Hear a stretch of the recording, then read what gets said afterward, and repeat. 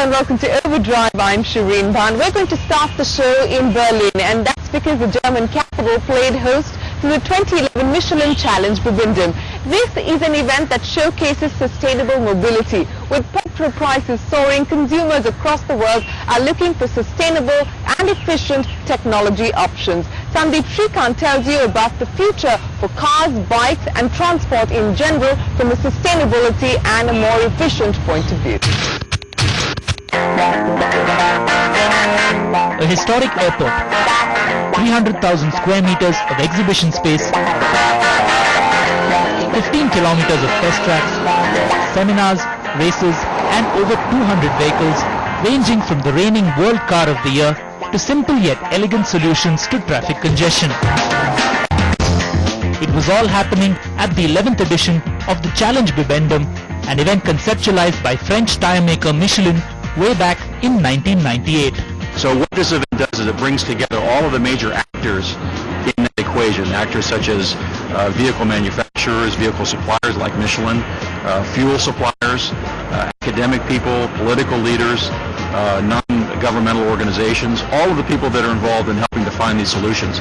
So we all bring our prototypes, our newest thinking to these sessions through demonstrations of vehicles, through forums. There's a lot of exchange of ideas, connections are made formally, informally, and then everyone moves forward until the next edition of Challenge Verbindung, where we see how much progress has been made.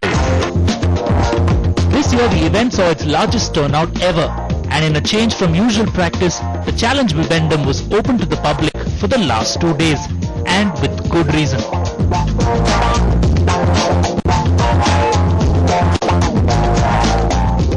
Unlike a regular motor show where you can look but not touch, I'm going to be driving and experiencing the very latest in automotive technology in cars, bikes, trucks, buses and the very latest in personal mobility.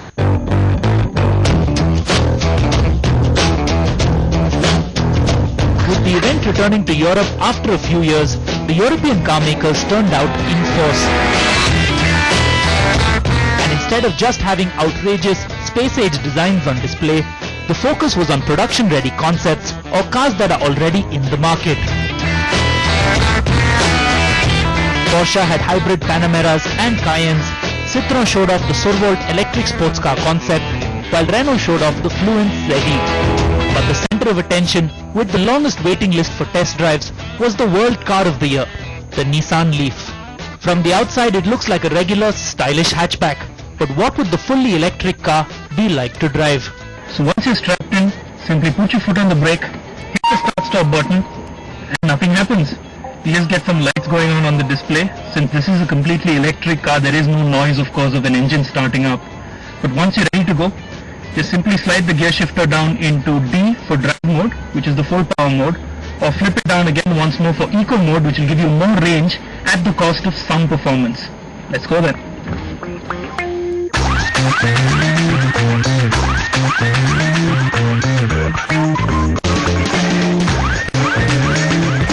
The 80 kilowatt electric motor produces 107 brake horsepower and 280 Newton meters of torque. And like all electric cars, the torque is instantly available, pushing you to 100 from a standing start in less than 12 seconds. Now while the Leaf does look a bit like a conventional hatchback, which is not a bad thing, it's not a case of Nissan simply just picking up an old car platform and changing that to an electric drivetrain. The Leaf's platform was designed from the ground up to be only electric, and the batteries too have been placed between the wheels on the floor for better distribution and better performance.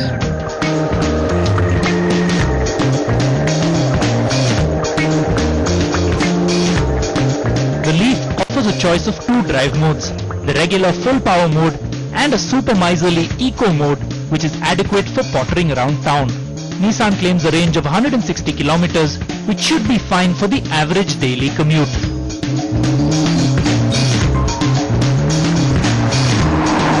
And when you're done with your driving for the day, you simply park up in your garage, open up this little hatch, pick up your charger, plug it in, and that's it.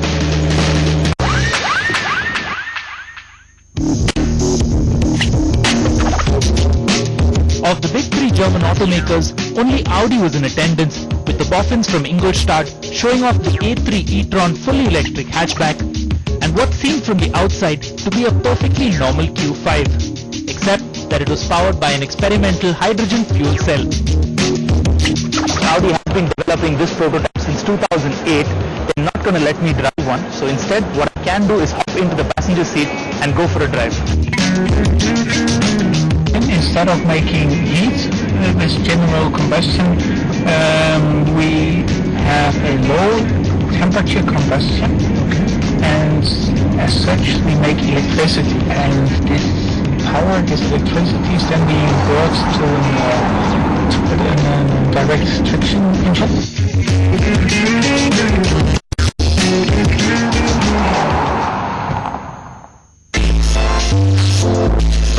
It wasn't just car makers who were busy showing off technology.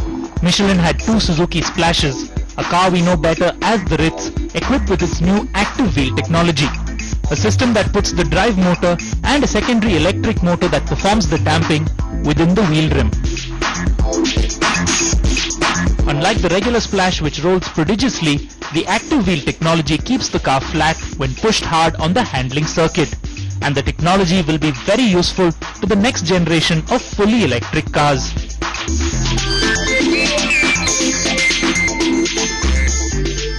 Aside from the cars, the Challenge Bibendum also had a lot of other innovative transport solutions, from a bus that drives itself to electric scooters, trikes, and some 20th century twists on an old mode of transport. Well, personal mobility doesn't get any more sustainable or efficient than the cycle, but here at the Challenge Bibendum, the cycle has a twist, or rather electric assist.